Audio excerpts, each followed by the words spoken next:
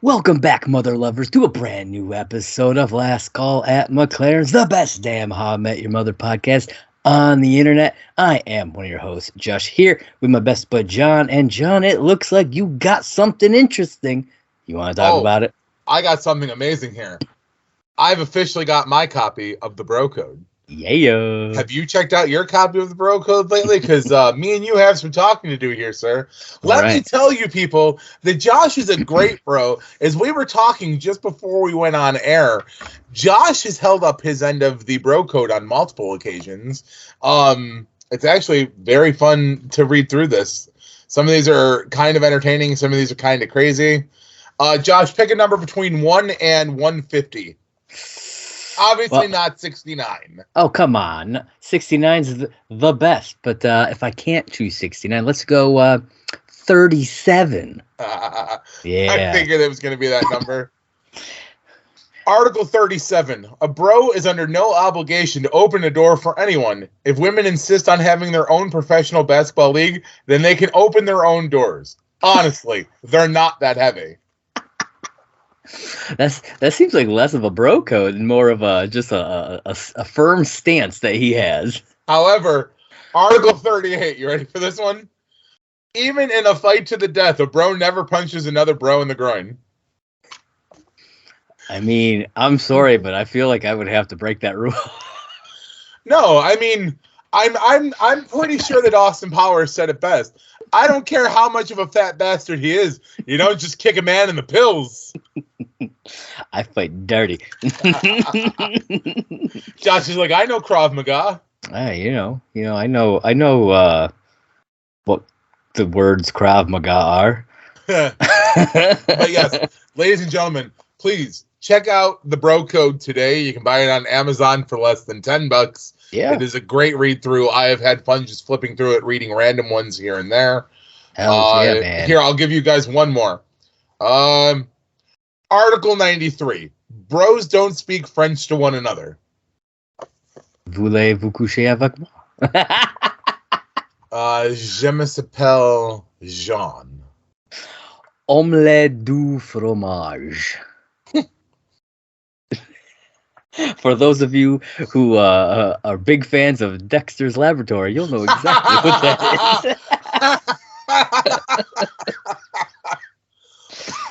is. Oh, man. It makes me wish that I was paying attention more when Marshall did his hey bro, don't bogart the Funyuns. Yeah, don't bogart the Funyuns. But yes, I am John. Welcome to welcome to Off the Ropes, ladies and gentlemen. Let's talk about the big thing in wrestling today.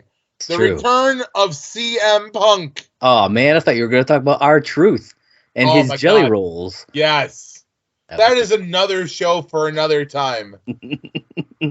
That's right. We are Last Call at McLaren's here, talking about some How I Met Your Mother. Last Call at Xavier's. Call me Logan.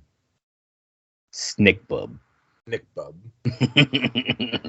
That's right, folks. And we are here to talk about Season 4, Episode 7, Not a Father's Day. Not a Father's Day. Before we get into Not a Father's Day, John, as many people on the internet have been sharing, Spotify Wrapped has come out. It has come out this year. And we have a Spotify Wrapped for the podcast. I thought I'd share some of the details. Absolutely. All right. So this is for 2023 so far, which I still find weird that there's still a month left in 2023 and they're dropping their Wraps. Like, why don't they do this? I thought it was kind of weird too, because I'm like, I'm still going to be listening for a whole nother month. Like, yeah, it's like, why don't they drop it in the middle of January? Like, what's going on here, guys? Right? I don't know. But anyways, what we got so far, our top episode. You want to take a guess? No. It's the pilot, the very first episode. No shit. Yeah, man, we're still getting lots of views or listens or whatever on that one. Let's see. The podcast was streamed. That specific podcast was streamed 600% more than our average podcast episode. Damn. Yeah, so a lot of people finding the show, which is great. Let's see. What do we got here? 85% of our current, I believe this is for Spotify specifically, 85% of our listeners discovered the podcast this year. Okay. Yes, 2023 was a big year for us, man. That's really cool though. We're like post-COVID and like still finding our like footing and stuff like that, and people are still finding us. Oh yeah, man. And we have gone a bit global, sir. We are streaming in 35 different countries. Holy shit. With obviously the US being our top country with 75% of our total streams. But we also are seeing some new listeners this year in the Philippines. That's the number one for the new listeners is the Philippines, Sweden, Brazil, Mexico, and the Netherlands. Interesting. Yeah. Like, all right. It's kind of like when Off the Ropes took off an island for some reason. We couldn't quite figure that one out. Yeah, I don't know. It was pretty interesting though. Let's see what else we got. All right. So the podcast was shared in lots of various places, but the one that I found the most interesting, 30% of our Spotify shares were on WhatsApp. Interesting. Yeah. I thought that was kind of fascinating. 30% were a direct link share, which is, makes sense. 20% text. Interesting. Yeah. 10% Facebook, and then 10% other. I'm surprised that Twitter/X isn't. It's probably obviously it's in the other, but I thought it would have been like a bigger chunk of that pie. But yeah, so would I. Especially because you do a lot of promoting on there. Yeah, but apparently WhatsApp. I don't know, man. I thought that was kind of weird and interesting. Our most shared episode, season 4, episode 4, Intervention. Great. I mean, that was a great episode. It is a great episode. Currently, our podcast rating on Spotify is a 4.7, which bums me out a little bit, just a little bit, but that's okay. I mean, that's very close though to a 5.0. It is. I mean, it's still a really good score, but I'm just like, I want to know. I want to know who's voting us down. Come say that to our face, you bitch. You busted ass hoe. Oh man. So what else does it tell you for Spotify Wrapped? Let me see. We had some good growth this year. We saw an increase of 22% in streams, so that's pretty good. Okay. An increase of 92% in followers, so we got a lot of new followers this year, and an increase of 19% in minutes created. We've created more content, at least minutes wise, this year than we did in the past. So that's pretty good, I think. Let's see what else we got in here. So we are one of the top 10 podcasts for 231 of our fans. Wow, that's interesting. A top 5 podcast for 131 of our fans, and a number 1 podcast for 15 of our fans. I don't know, that seems low, but you know what? Those 15, we fucking love you. Yeah, we love you. Fucking love you, 15. If you're one of the if we're your number 1 podcast, give us a shout out. Let us know. We will give you a personal shout out to say thank you. Absolutely. For making us your number 1. Yeah. Our top fans listened to our podcast 2.5 times more than any of our other listeners. Oh yeah. Yeah, man. So they're listening a lot. I was gonna say those are some dedicated listeners. Absolutely. 86% of our listeners joined us for the first time ever this year. Ooh. So that's pretty good. Is it bad that I was kind of wishing the number was 83? That would have been dope. 83% of our listeners, I'd be like, okay, you're making that up. I should have said it just to say it. It would have been hilarious. I think it would have been hilarious. I think that's everything that they have shared for us. We created 2,300 minutes this year. Wow. Seems like a lot of minutes. So listen, so I pulled up my Spotify Wrapped really quick because I wanted to see where my rankings was on this for like my personal. And I shared it to you the other day, so I'm going to share it with the fans. Yeah. My total minutes listened, I was trying to calculate this, and I'm horrible at this. 34,306 minutes. It's a lot of fucking minutes, man. That's a lot of minutes. And I'm like, God damn, I didn't realize I listened to Spotify that much.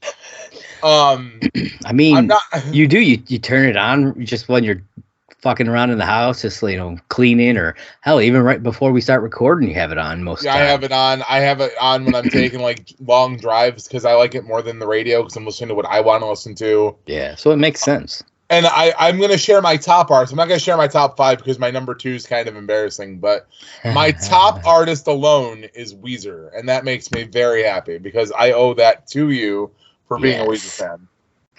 Very nice, sir. Very nice. I don't use Spotify.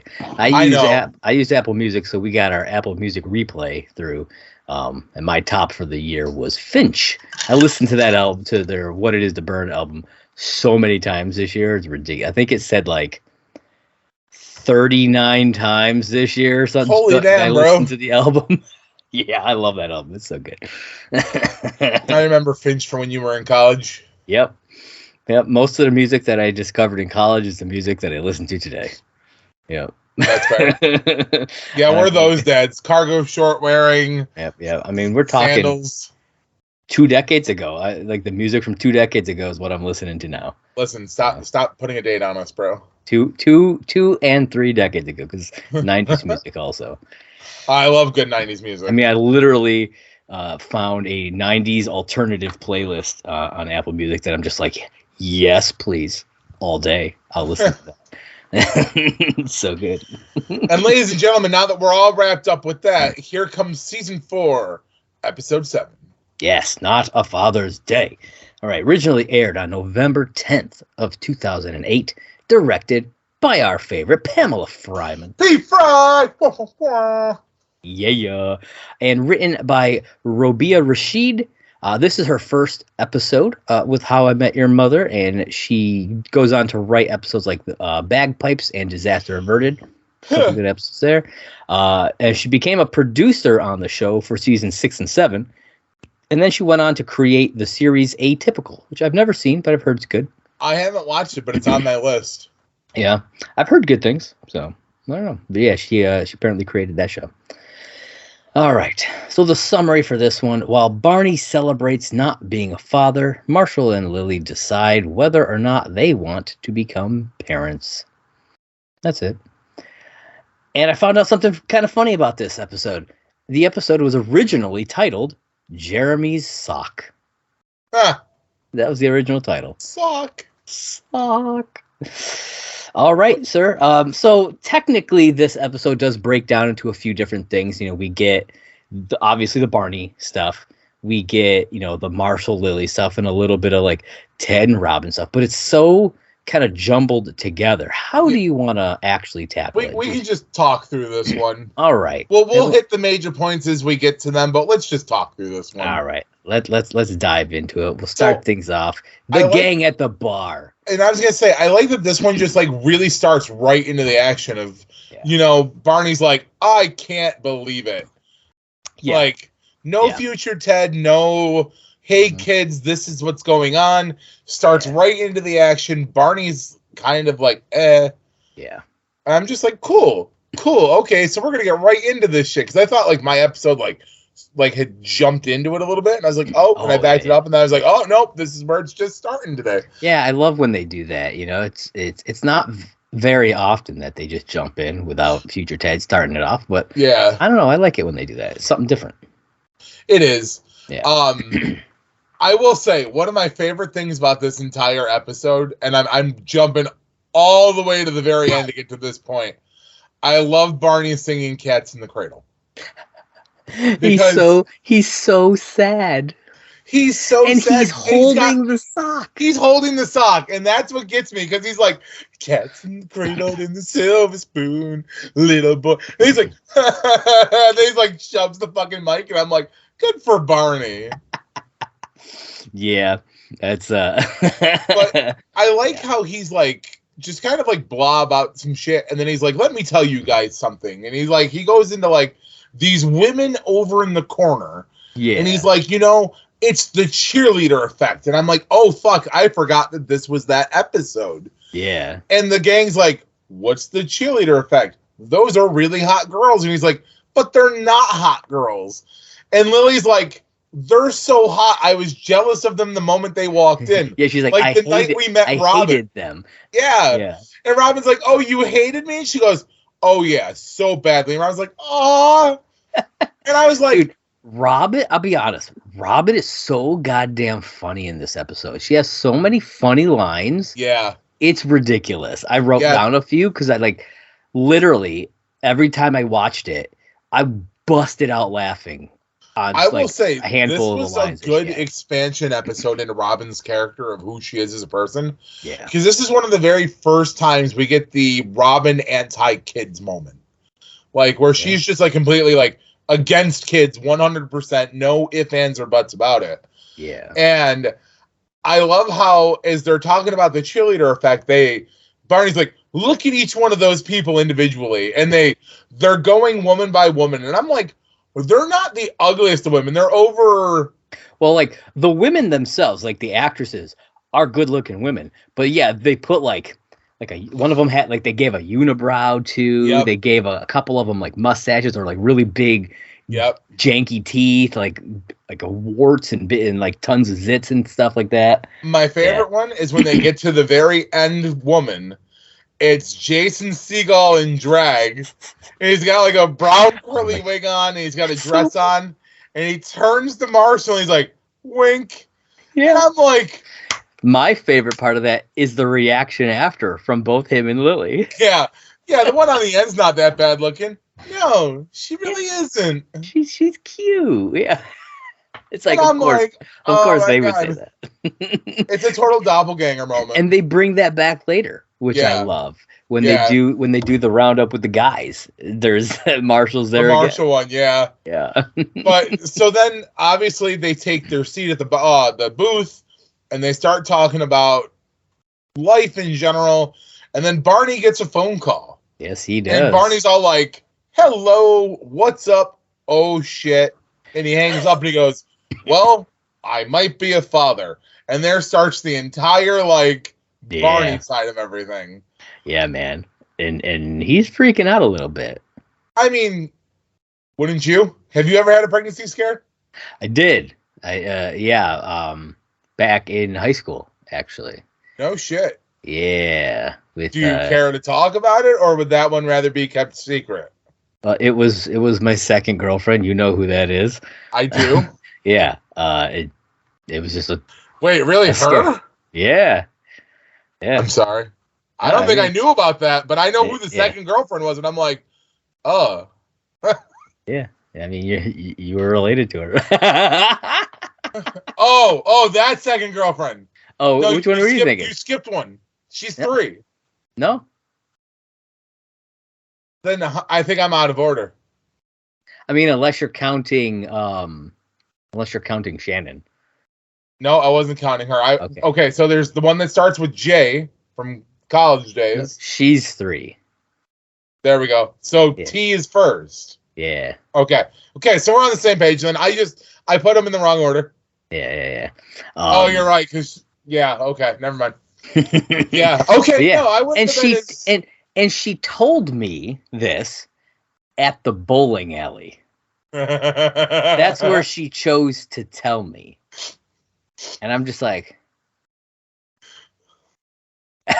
for those of you listening, that was just me blank staring. The sad part is like, oh my God, I would be like, oh, okay. Mm-hmm. Yeah. Uh-huh.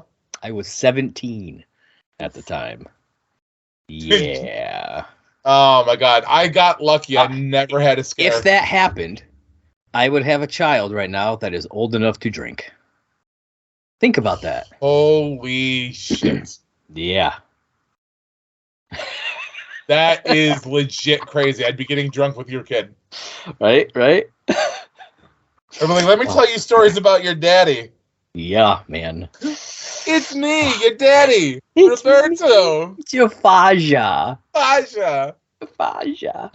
Oh, man. What about you? I got lucky. I never had any pregnancy scares. That's good. So okay, I'm just gonna put this one out there. I know that there was one that you wondered if it was yours.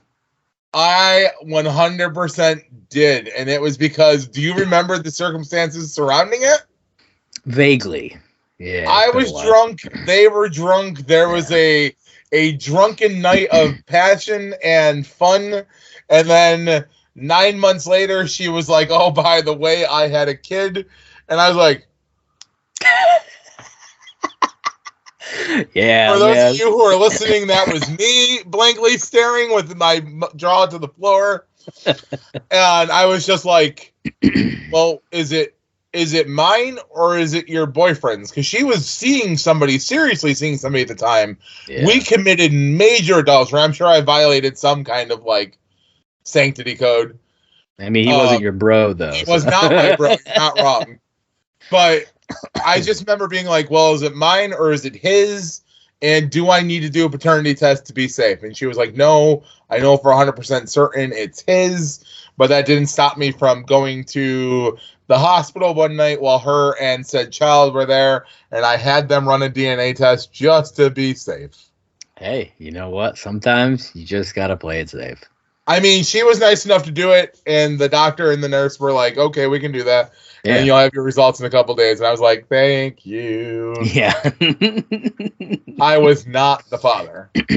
Needless to say, I was Barney Stinson when I got that phone call. John, the results are in. You are not the father.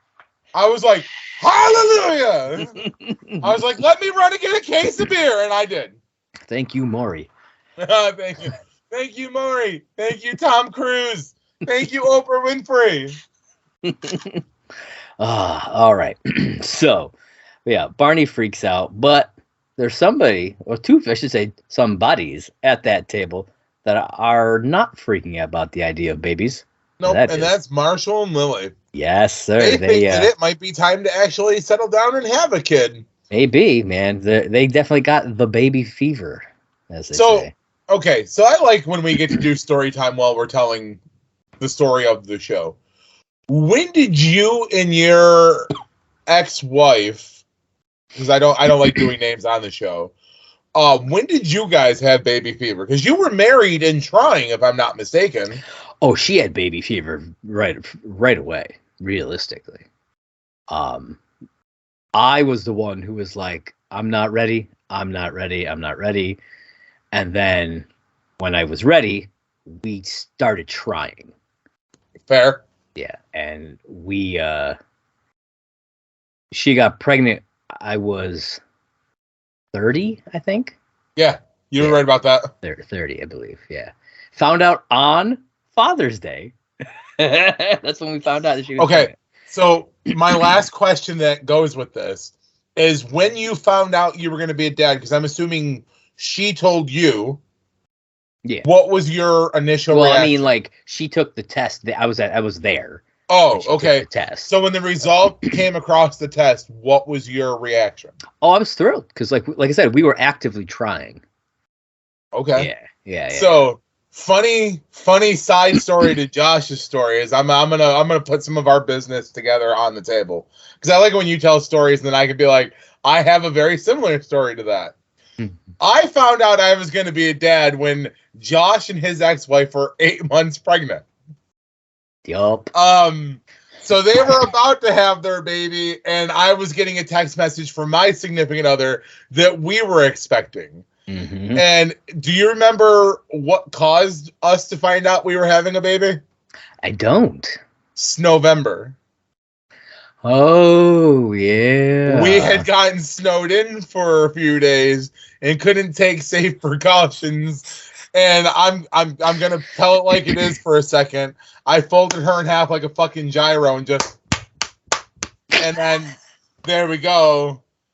And for a while, I mean, yeah. And then she was like, I'm late, and I was like, okay. I mean, we weren't at that point. We were pretty sure things were going to be like forever. We had a forever party plan. Like we had a 5-year plan together, and we were planning on building things together. So it's not like we were trying to prevent it. So it was what it was. Yeah. We accepted that it was happening. It wasn't actively trying, but it also wasn't actively preventing. 100%. Yeah. Okay. You were the first person I told. Yeah. But my response, because she texted me because I was working that day, she texted me and goes, the test came back positive. And I said, oh boy, are you sure it's only my penis that has been involved with you? Oh yeah, that's just what she wants to hear. And that is the story of how my amazing son was conceived. And that is the story of how I got your mother pregnant. That's what you'll tell your kids. I will never tell my son that story. I will tell him he was either picked from a Cabbage Patch or the stork delivered him, or he was adopted. Well, you better hope he never goes back and watches season 4, episode 7 of Last Call at McLaren's. He's like, you know what? I never thought of that. He's like 25. He's like, you know what? I want to go back and watch Dad's old show. I think that would be great. Now, bro. He tells me he listens to our podcast once in a while and then like tries to like YouTube things about How I Met Your Mother so he can understand what we're talking about. Well, hopefully he skips this one. Especially the part about gyro. He's gonna be like, Mom, what's a gyro? She'd be like, where did you hear that term? He's gonna be like, Dad was saying he folded you in half. Like, oh my God. Okay, if that happens, I need to know every detail about what is said. Because it will be hilarious. I will give you the last call of verse. This promise that if anything comes out of this, I will update you all about what the hell happens. Oh, shit. I hadn't thought about that until we were literally like there. I was like, oh, wait, no. He's been checking out the podcast. There it is, folks. Yep. So I should never let your kids on the internet. Ever. I mean, he's 8, man. Like, I can't stop. And at least he's watching our content and not something worse. I mean, I suppose. We do get. That's all I'm going to say. We get rambunctious. We do. We do get. That should be a new shirt. We do get. Oh, yeah. I'm working on shirt designs, though, guys. I'm working on shirt designs. So stay with us. Keep an eye. I hope you buy something. It'll be good. Stickers. Buy some damn stickers too when it comes around. I like stickers. You can put stickers on anything. You put them on your phone, your Kindle, your kids. You could put them on your coffee cups. Yep, slap them right on your kid's forehead. Boom. Property of Last Call. Hell yeah. You can make an event where like you slap a sticker on them and you'd be like, you just got last called. And then we'll send you a free sticker for hitting them with a sticker. Boom. I'll send stickers and stuff to all the local bars. Just because. Put this shit up somewhere. Do it. Last call. All right. So we're going to jump back into this episode. The Marshall and Lily, they have a neighbor. They do. And their neighbor has a kid. And I don't think we ever see them again, do we? No, because the next time we actually see across the hall like that, it's the couple they go on the double dates with. No, I thought we already did that one. I'm pretty sure we already did that. Oh, no, you're... Because that was the old apartment. The old apartment. Yeah. You're but right. Just in general, I don't think we ever see these people again. Nope. Like, okay. And we probably don't see them because they probably relocated. They relocated. You know, she got herself a new job. Maybe in California. I mean, maybe. Maybe she got back together with the kid's dad. I don't know. I mean, I guarantee you Marshall probably sent her a invitation or something via email, and it was like, it was the best night ever.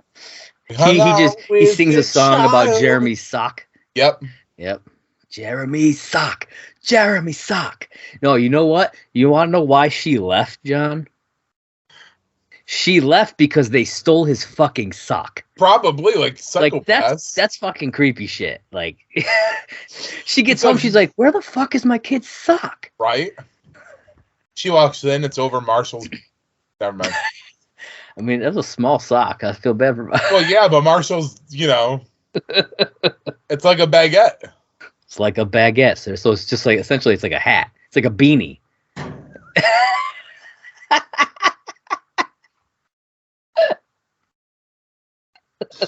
All that right. sock gets passed around this whole episode. It's so funny. That sock is a slut. Yeah, yep, all over, man. Everybody to get the turn with that Dude, sock. everybody. And like I understood that Robin and Ted end up with it because they were with Marshall and Lily. I'm trying to figure out how Barney ends up with it at the end of the episode. Oh, she left it on the table. Oh. Yeah, she just leaves it on the table when they leave, and he picks it up. He's like, "Oh, sock." Yeah. And then he keeps it. Well, at least, for and then he sings a karaoke the song. Session. Yeah, I don't know where he went to do karaoke because they definitely don't have space to do that at McLaren's. No, I'm wondering if it's the same place though that Marshall takes. No, because that's Little Canada. Oh yeah. I had no idea. I feel like there was another place that they went and did karaoke though. Yeah, because it was in the first season when Marshall. Yeah. So maybe he went there. I don't know. Maybe. Who knows? But okay, so Lily is trying to be practical about this whole situation. Okay, Marshall, however, is like he's all in. He's gonna put a baby in that belly. He's gonna inject it with a turkey baster. Listen, to use one of my famous lines that I like talking about when I talk about sex, he's gonna knock the nickels out of that pussy. That he is. You almost spit your water. I did, man. I did. He's like, fuck, he went there. He did go there. Okay, so the next thing that happens here is they try to have sex on the couch. Okay. Yeah. And Robin comes in and ruins all that, right? And I have a problem here. Why the fuck? Robin or no? Why the fuck are they bothering to do it on the couch, knowing that Robin's there? 100%. They have a bedroom.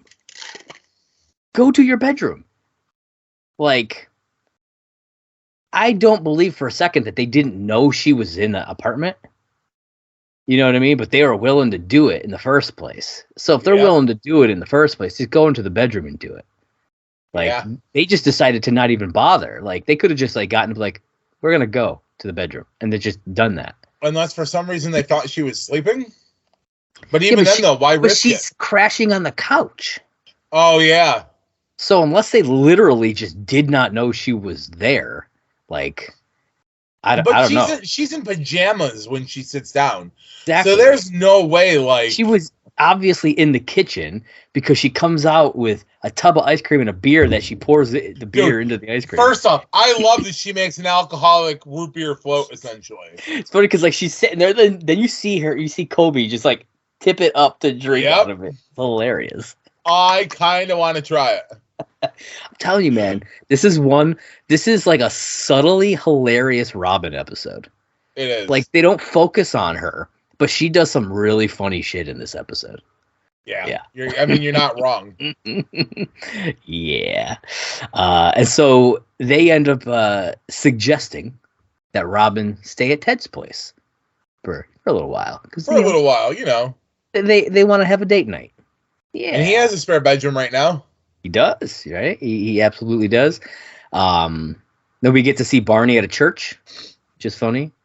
You know, it's one of those things. It's happened a few times in the show where it's like he starts praying to God. He's like, I promise I'll stop doing. And then something happens. Like the thing that he wants to happen happens. And he completely stops praying because now he doesn't have to. Yep. Because it happens here. It happens for the sex tape. Yeah. And I believe it happens one other time. Yeah, I think so. Yeah. It kind of happens when what's the episode? It's when Lily and Marshall think they're pregnant. It's like, remember the diamond suit episode? Yeah. Yeah, because he was gonna give it's not his dad, it's his brother's dad. Yeah. A bunch of money, and then it's like 10000, and then he gets the text, and then he puts the period in to make it $100. $100. Yep. He's like, yeah, he changes his mind real quick when stuff like that happens. Yeah. But I mean, it's funny though, because so we're getting all this shit going on at like one time, and it's just so funny. Yeah. And like, you know, so clearly like Marshall and Lily are trying to have a baby. Robin's crashing around because she's got no place to live right now. You know, Ted is off kind of doing his own thing in this episode because, like, he's not really into any of the storyline until he's Lily kind of calls him. Yeah, he's a little bit woven in here and there. But yeah, it's not a Ted episode at all. No, really, not at all. It's more Robin than Robin's episode than it is Ted's. You know what I mean? Like he's literally the least in this one, which I find interesting. You know? Yeah, it's really interesting. But Barney gets that call at the church and finds out he's not going to be dad. He's not going to be a dad. But he jumps up and celebrates. Yep. And this is where he decides he's going to create a holiday. What is that holiday, John? Not a Father's Day. Yes, it is.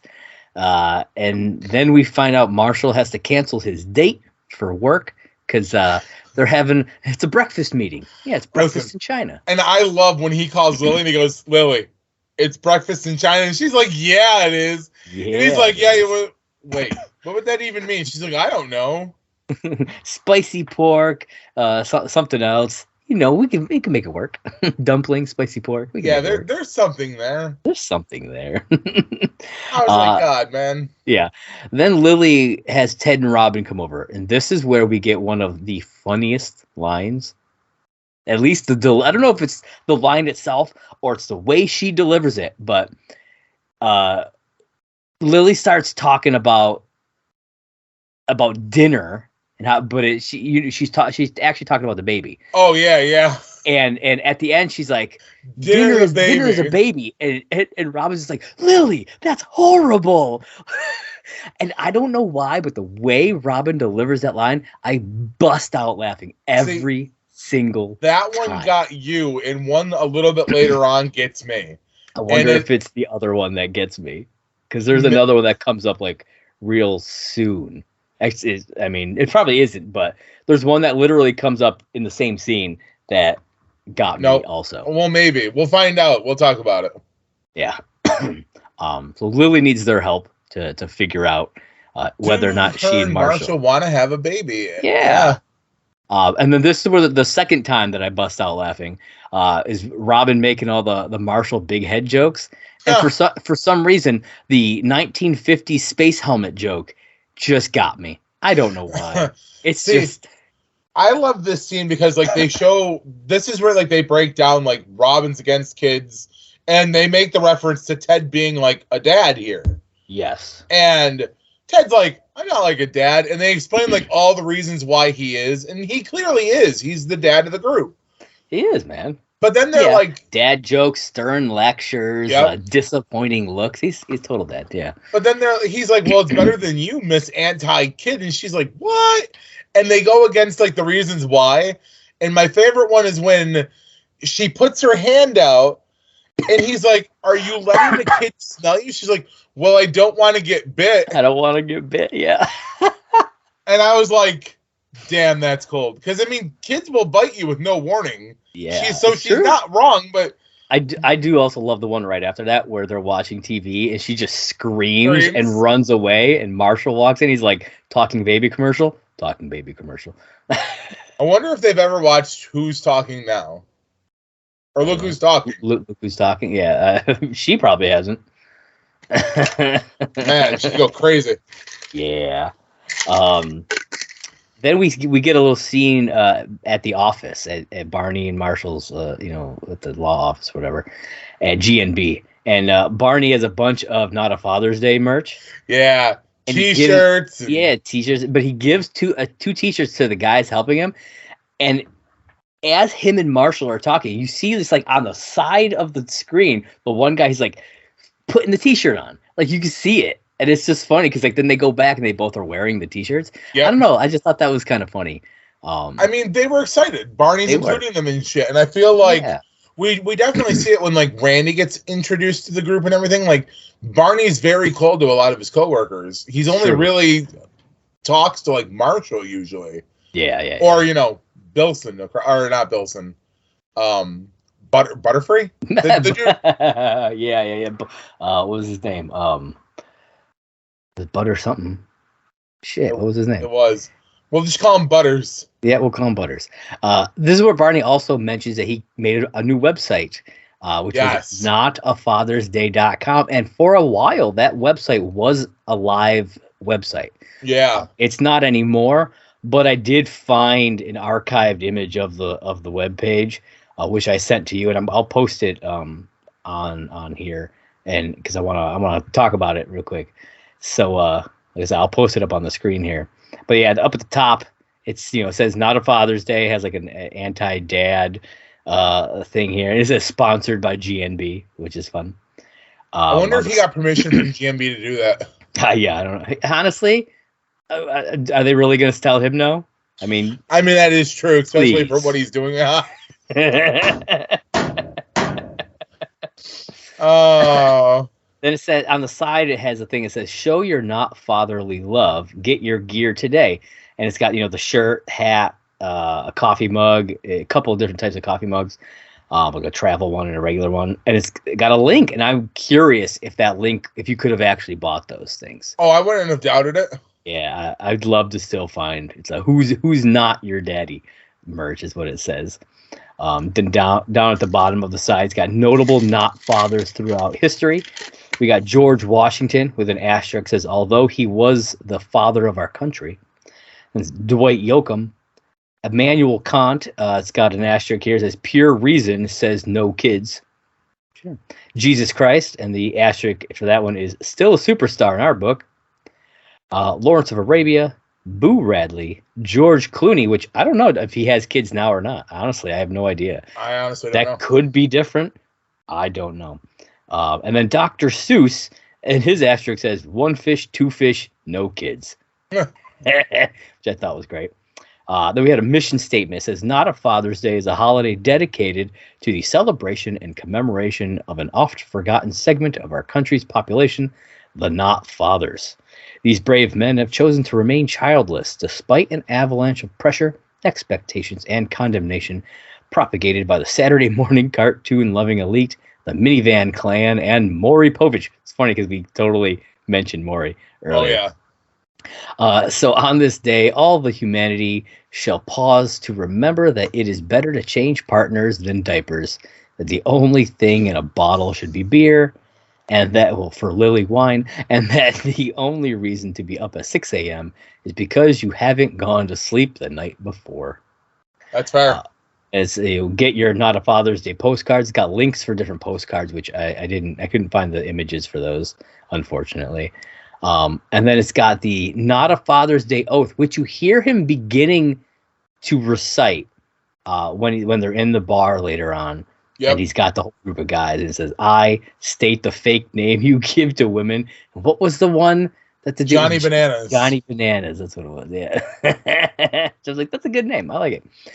Vow to always choose wet t-shirts over wet diapers. I vow to choose D cups over sippy cups and perfect tens over playpens. I will never jeopardize my dignity, paycheck, or awesomeness through the heinous crime of reproduction. I vow to love, honor, and cherish my not fatherhood. I will feed it only the best booze, take it to only the coolest bars, and expose it to all the sports it needs in order to grow healthy and strong.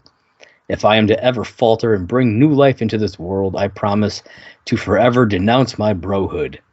This I pledge, for I will always hold sacred this fraternity of non-paternity.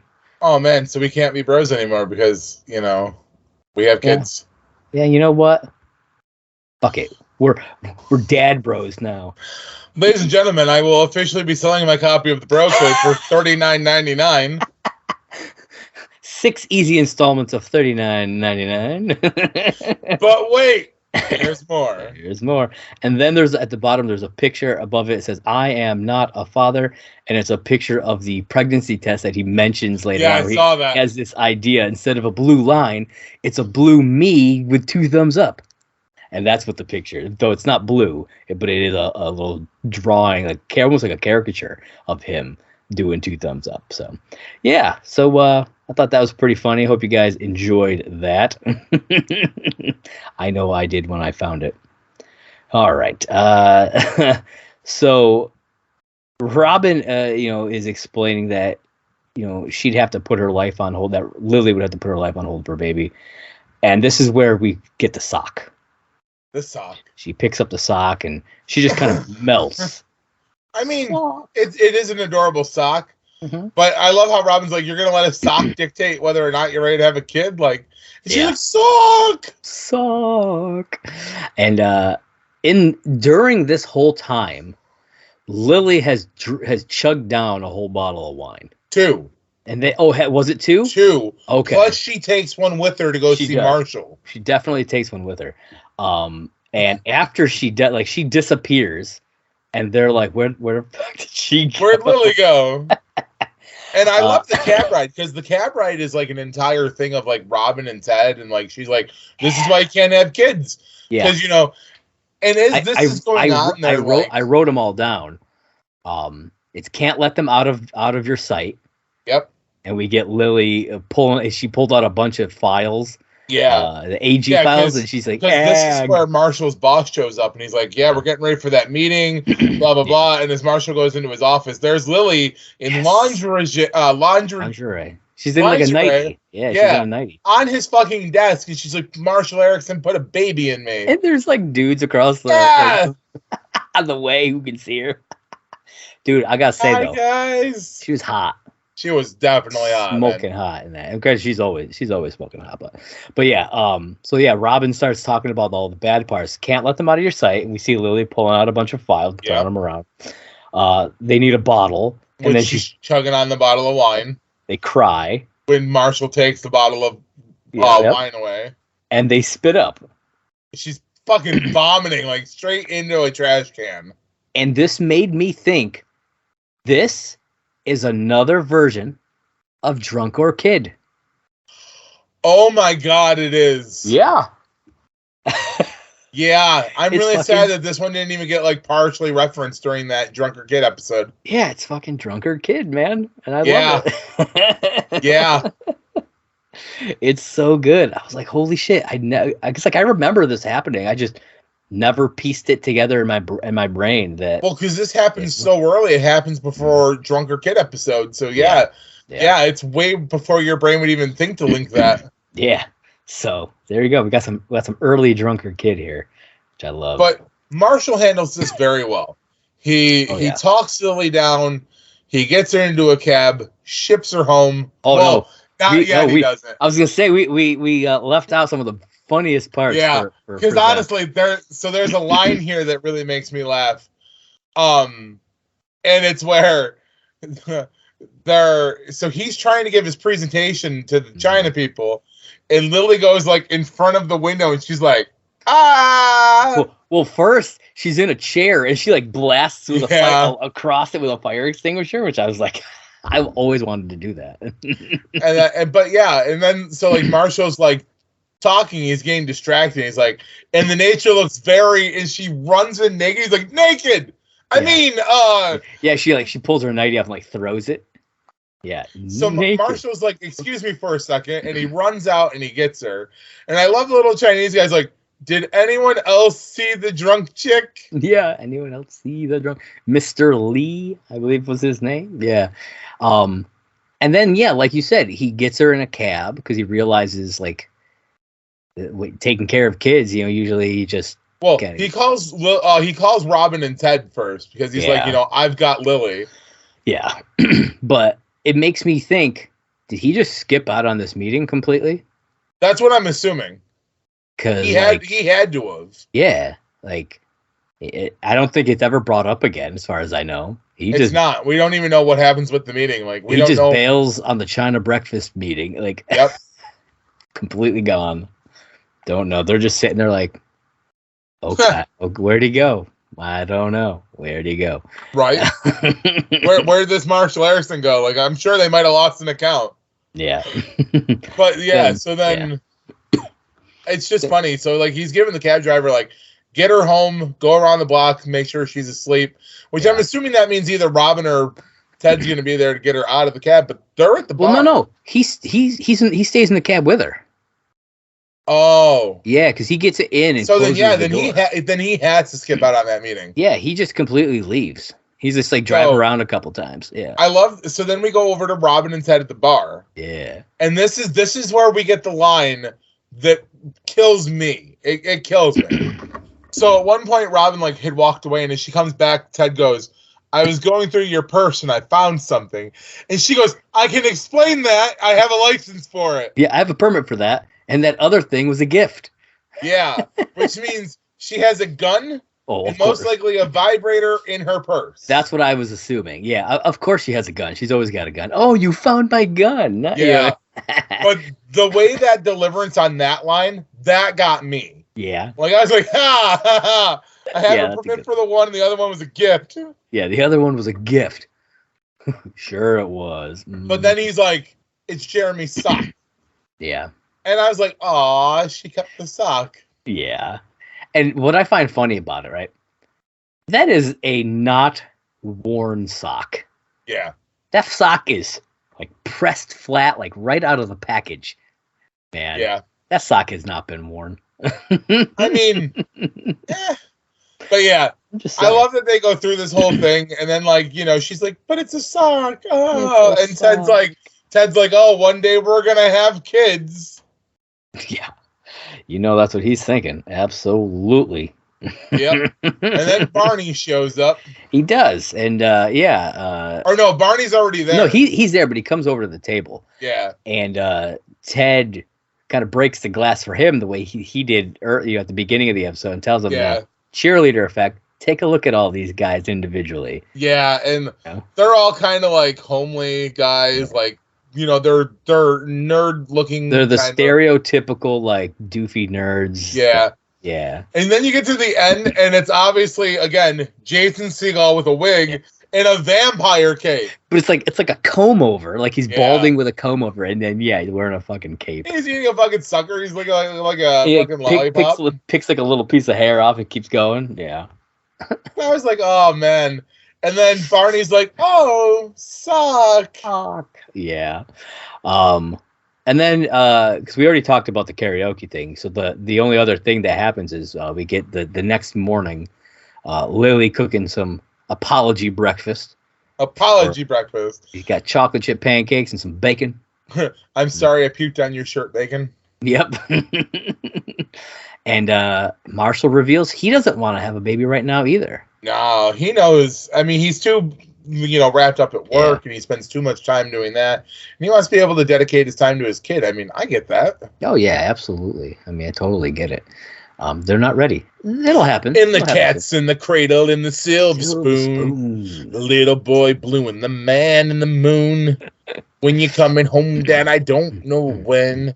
We'll get together then. Do you think this sparks his desire to find his dad?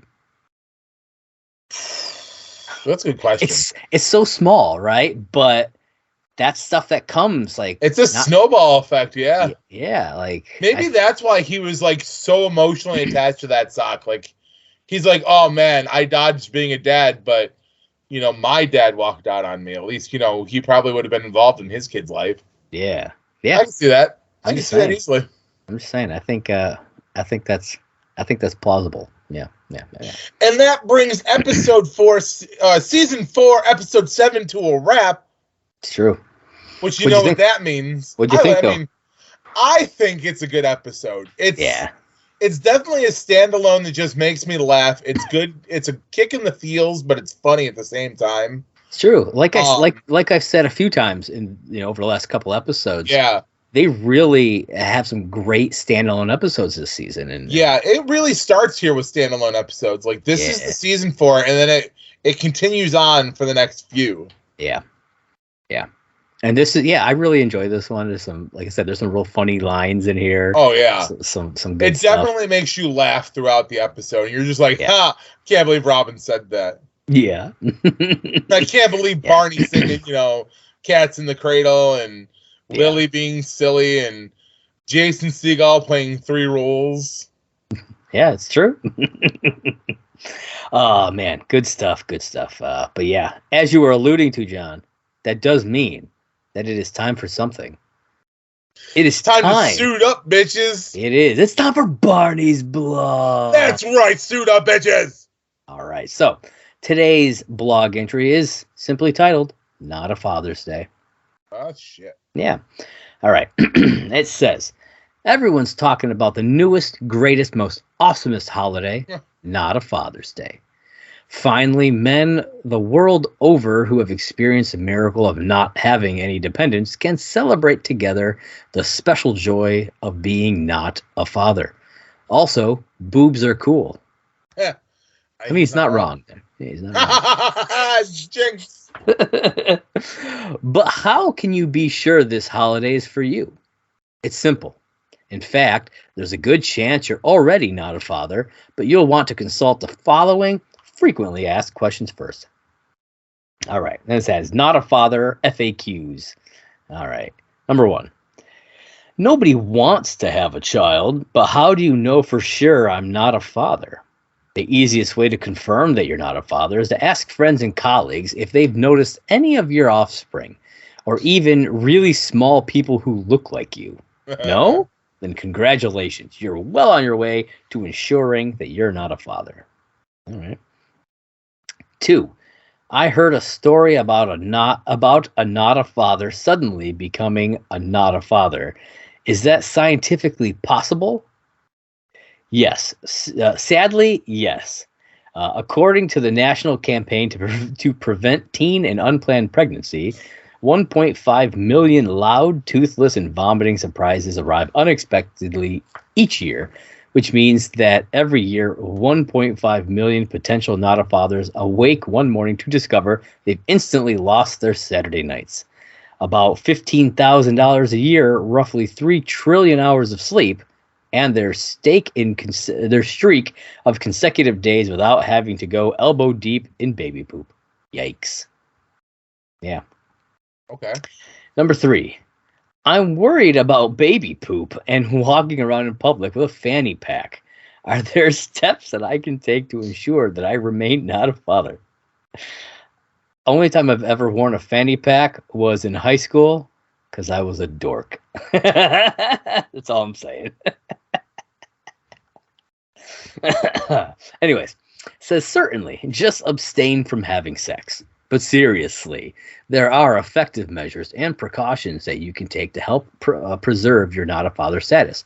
8 out of 10 sexually active. He should have said 83%. I'm just saying. He should have. 8 out of 10 is close. It's 80. He should have just went with an 83%.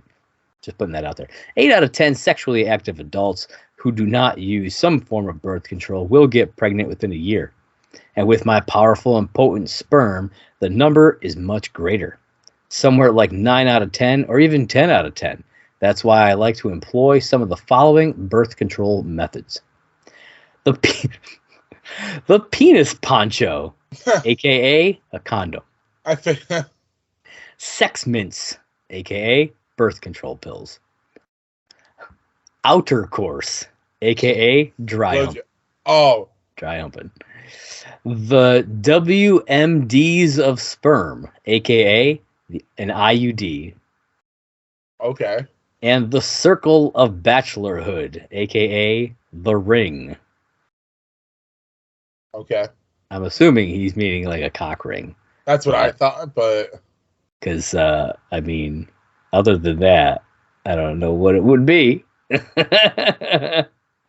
So unless it's a birth control device, I'm not sure. To be like maybe like a diaphragm? Yeah, something like that. You know what? Anybody out there, if you know, is the ring a thing? Let us know. We want to hear at last. I mean, we're guys. We don't know everything. It's true. It's true. And then it ends with a more complete and scientifically responsible list can be found here. And it gives a website. It's www.thenationalcampaign.org/unplanned/back to school, but that link doesn't work. But if you go to just www.thenationalcampaign.org, it redirects you to a site, powertodecide.org, and it's all about like birth control and it has an abortion finder and things like that. So yeah, if you guys need any resources like that, powertodecide.org, it's right there for you. All kinds of stuff on there that you can check out. So yeah, but that is this episode of Barney's blog and this week's episode of Last Call at McLaren's. Woo! Yes. So, John, do you have any final thoughts on the episode or the blog or any of that good stuff? I do not. All right. Well, then why don't you let the folks out there know? Listen, if they're still with us in this episode after us going off on tangents and storytelling, I'm going to make it simple tonight because it always is for me. You can find me on X, Twitter at Simply Sane J1. I'm on Facebook, J John Made. I'm always around. Look me up, find me, hit me up. It's cool. There it is, folks. And you can find me on Twitter at Movie Blog Merc. That is the Twitter page for my site, Merc with Movie Blog. If you are watching this on the YouTube channel, you are watching it on the Merc with Movie Blog YouTube channel. So be sure to hit that like button, smash that subscribe button, and click that little bell, wherever the fuck it is, man. And remember, if you're watching from your mobile devices, when you set that little bell, you can set reminders to let you know when Josh drops new content of any of his content on this page. You got it. And be sure to leave some comments on the videos. We'd love to hear from you. Also, be sure to hit us up on the various podcast platforms. Go to anchor.fm/lastcall, HIMYM. Yep. Leave us a voice message over there. If you head over to Apple Podcasts, you can leave us a 5-star review. And if you leave a written review with it, we'll read that out on air. Absolutely. And head on over to Spotify. Rate us over there. 5 stars, please. Hell yeah. Yeah, we'd love it. Don't forget, you can also check us out on Instagram at Last Call, HIMYM. Josh does his best to keep us updated as much as he possibly can by sharing fun pictures and stuff like that. Absolutely. And of course, always check us out on Twitter at Last Call HIMYM. I'm probably the most active on that one. Absolutely. Out of all of them. So definitely check us out there. And keep an eye out for t-shirts and stuff. We're going to be coming up for that. And also, I want to say this right now. If you guys are fans of books, click the link in the description to get yourself a $5 hardcover book from Book of the Month Club. You can sign up. And you can get your $5 book and then you can cancel it. I don't care. Do what you got to do. Doesn't fucking no skin off my back. No skin off my nuts. Not at all. Just get that $5 book for yourself. It's a great time. Good stuff there. But click that link down in the description and you'll be able to get your $5 book. I think that is all I've got for him, my friend. What do you got for him? Same thing I've got every time. You don't have to go home, but you can't listen here. Catch you next time.